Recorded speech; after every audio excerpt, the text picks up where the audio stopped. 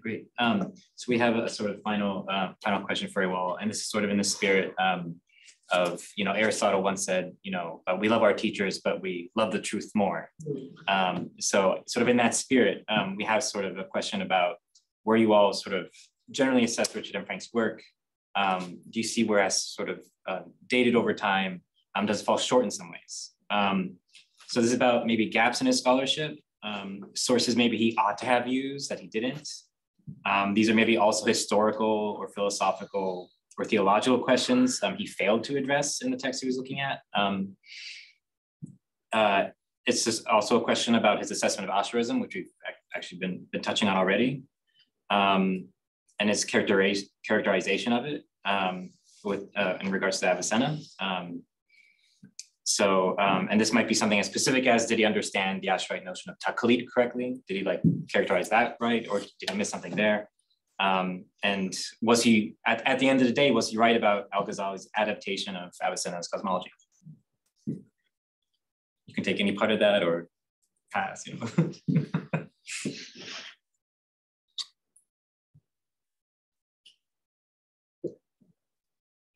Taking into account my conversation with Dick. Dick had an incredible knowledge of various Kalam texts. He had also quite a knowledge of falsafa. But I think to make his case, dealing with both Ghazālī and Ibn Sina, who had written so much, and to be clear about his case, he limited quite a lot on the falasifa side to Ibn Sina, while for the Kalam side, he used more than simply Ghazālī. He used all sorts of sources. So I think because he had an incredible knowledge of philosophy, but his heart was much more in theology and Kalam. So that explained why he went into that. But I would say that when you read that, if you haven't read some of the falasifa before, you may not see that there had been already some understanding of some connection with Kalam, even if in some text, the tone is very disdainful. So I think if you think that everything began with Ibn Sina, it's not exactly. No, I disagree with you on that. No. You may disagree, John. And he was very careful with his scholarship. And the point I will make may seem a bit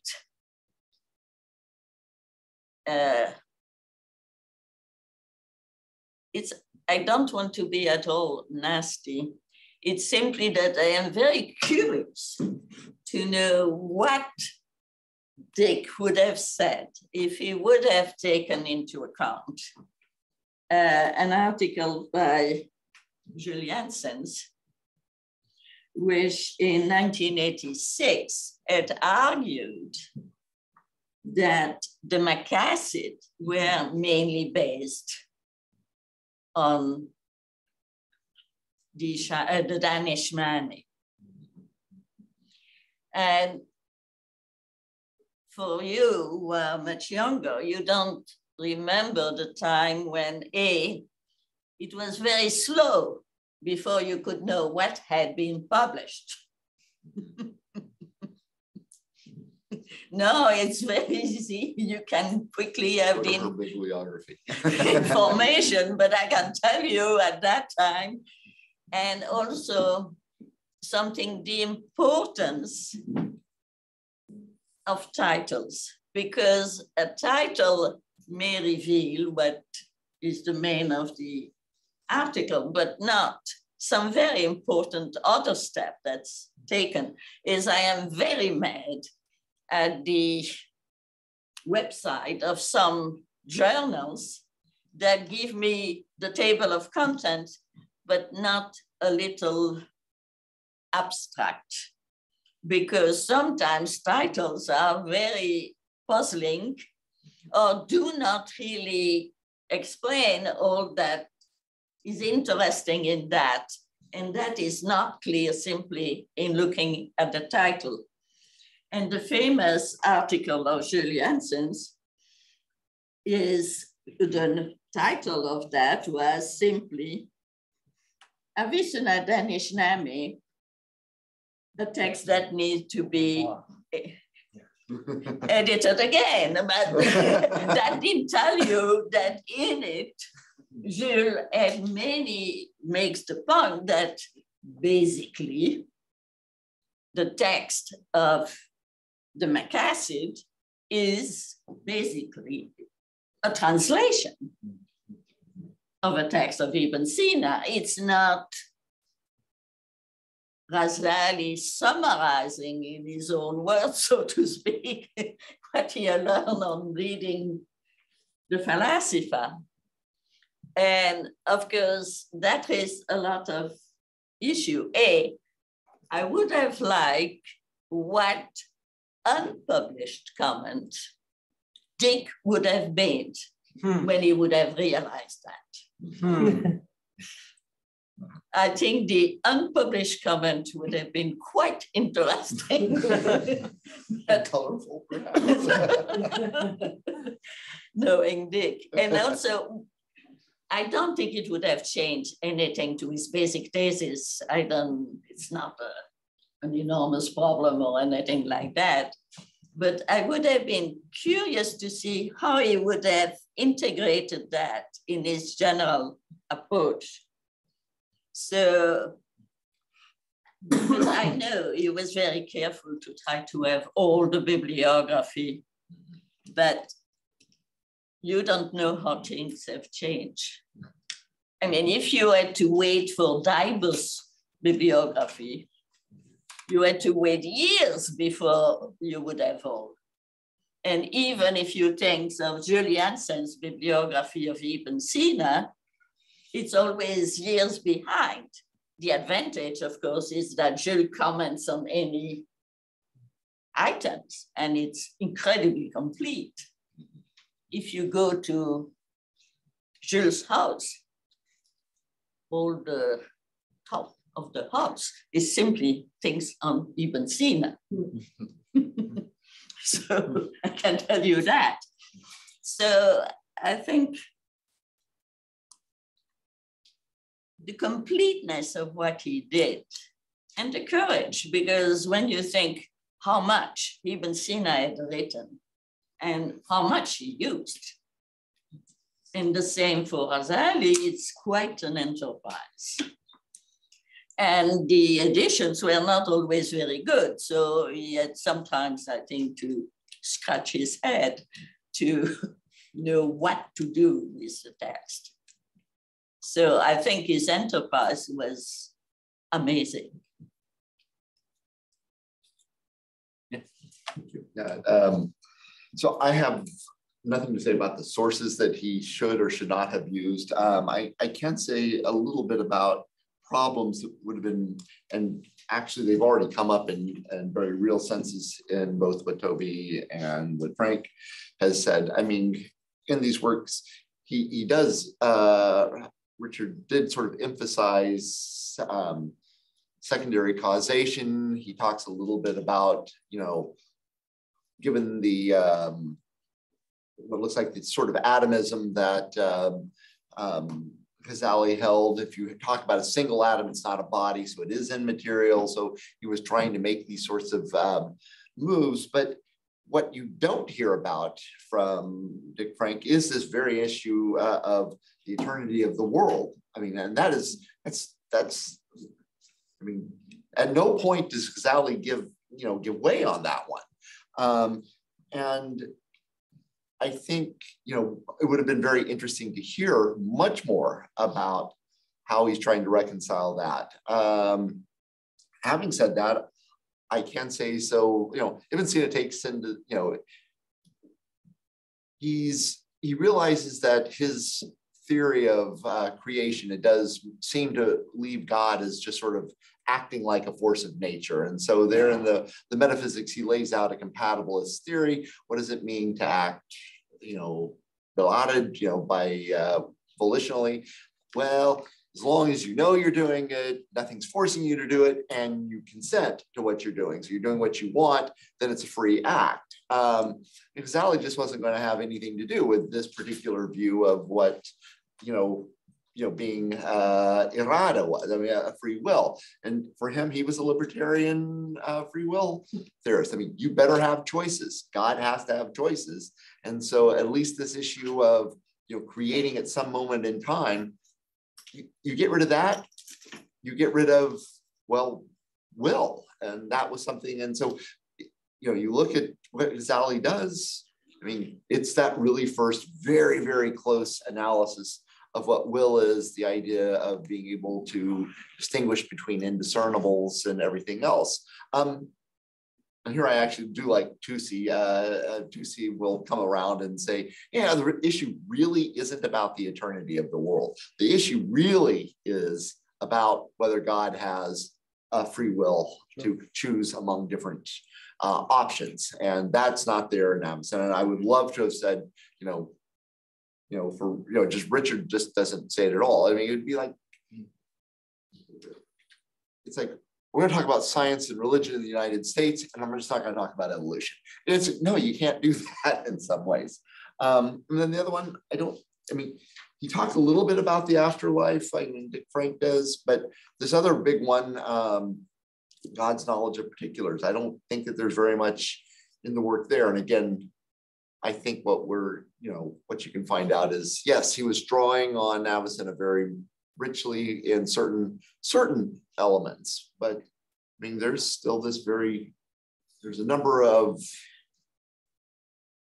hotly debated topics where this Richard's thesis doesn't work, or at least it doesn't seem to provide the materials for getting anything more. You might just want to go back to the collapse. So I don't have much more to say about that. So it's just kind of things that Frank had already pointed out, just reiterating. Toby? I'll keep it short.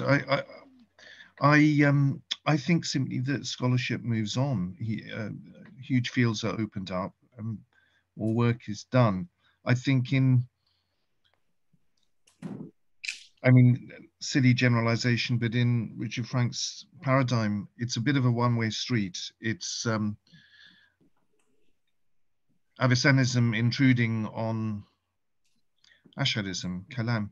But I think there's a gathering interest looking at it from another angle, which is Kalam's impact on Avicenna. And I see all sorts of things in the Isharat, and I don't know if you agree, John, but that suggest the appropriation of Kalam ideas. And his whole idea of emanation, at least in the fifth namat, is replaced by the idea of al-huduth bidhat. So he takes that term, huduth, and applies it to his cosmogony. There are other examples. He uses tarjih, preponderation, and one could go on. So there is an influence the other way as well. So that's all I'd say. Yeah. Thank you. Yeah. I already said. I think, as Toby pointed out, the fact that Richard and Frank, for instance, didn't work with the Tahafut opened up possibilities for other people, and I don't know whether I would have written my book on Al-Ghazālī if Richard and Frank had said everything right. Particularly, the conflict between Richard and Frank and Marmora, with hindsight, of course, I see that both of them went kind of into a tunnel. Each one of them did. And also, I didn't see at the time that they were speaking to one another, and that they were really, they were more talking over one another almost, both of them. In their writings, and they never really said, "Oh, but responded to one another." So in a sense, But this was productive still, because then there was the next generation, and maybe, and so I do think that Richard and Frank didn't take the Tahafut seriously at all. He hardly ever engages with it. I don't know really thought about it. And whereas for me, it was kind of like Al-Ghazālī's foundational work. Everything starts with the Tahafut and develops from there. And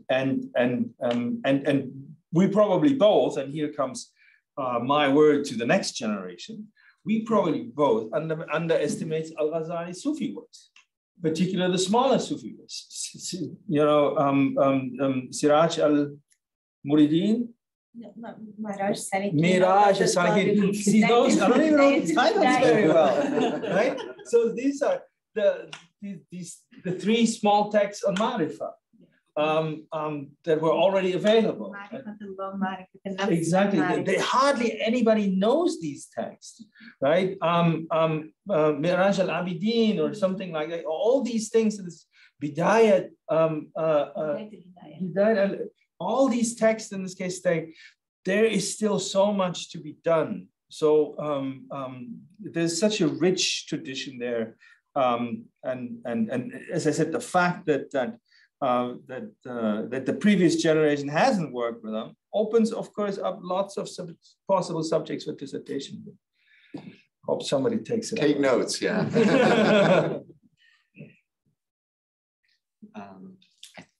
It is in Ya Kalam that I think Richard Frank writes that even if you take like the different school traditions and look at the different authorities, you will realize that they're not sort of representatives of precisely the same system. So each of them has sort of its own interpretation or version of it. Like, and he cites Bakhilan and Juwayni. I think this is something that is a little bit missing in his works on the Mu'tazila, where he often, or specifically the Bahshamiyya, where he tends to present like a system that he establishes on the basis of scholars who were from different generations, and then sort of presents it as the theory of Abu Hashim al-Jubba'i, from whom we have absolutely no text. And I think this is something that perhaps could be improved, and also, well, it should be revised in some way, and to see, okay, can we really sort of draw that unified perspective on the Mu'tazila? I think we can't, because, I mean, as I worked on a much later text, but on the theory of Harari, you could see that these thinkers took the theories, but then sort of developed them or had their own sort of got like influenced by other theories, in that case by Ibn al-Malahimi, for example. And I don't think this is something specific to this 12th century al-Rasas. I think, well, probably Abd al-Jabbar did also his own contribution to this or other theories, which are sort of presented, or where you find a tendency to find it presented in a more or less unified way. So this is something I think it still has to be done. Something I would have loved to see treated by Richard Frank would be his view of the school of Abu al-Hussein al-Basri, where falsafa and kalam meets, but on the Mu'tazili side. So sort of we would have complementary perspective to the work he did on Al-Ghazālī.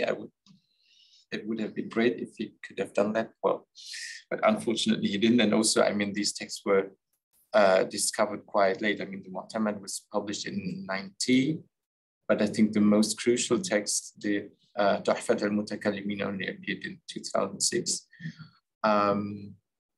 Yeah, but that would of course be something that would have been great. But yeah, I mean, it's also an interesting field, topic that remains to be done. I mean, Frank has written an article for the Oxford Handbook of Islamic Theology, and I think there's still much to do. I think it's a beginning and yeah, fascinating field, I think.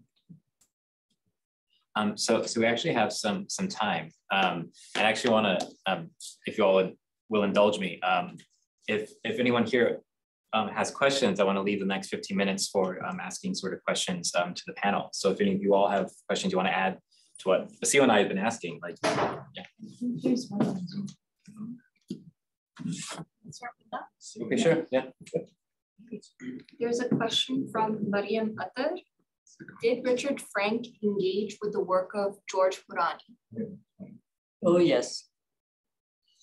He knew the work of George Purani, and I know he read it carefully, but I don't think he had much occasion in what he wrote to use it.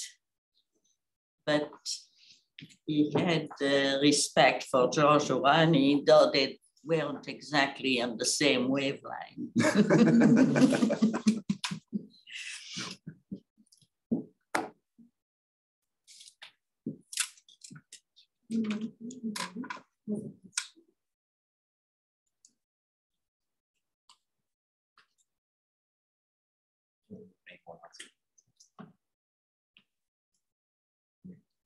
Well, why don't we bring it to a close then? I want to thank all the panelists for coming today. Toby, Maya, thank you for coming in on Zoom. And I think it's quite late over there, so we really appreciate it. And yeah, Jan, Teresa, John, Frank, thank you all for having this conversation with us. I'm sure I'm not the only one to say that we really appreciate and find it deeply elucidating on this whole field. So thank you very much.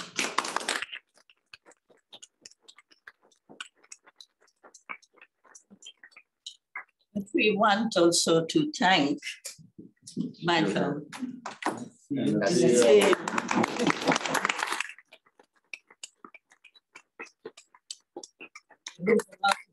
me just read out a comment that just came in here online. We had throughout the conference, we always had between 5, 10, and up to 20 people who followed on Zoom, and one of them just writes in this case, thank you for inviting me to take part in Zoom in this conference. It was a wonderful experience. The level and diversity of presentations were outstanding, and I can only join in.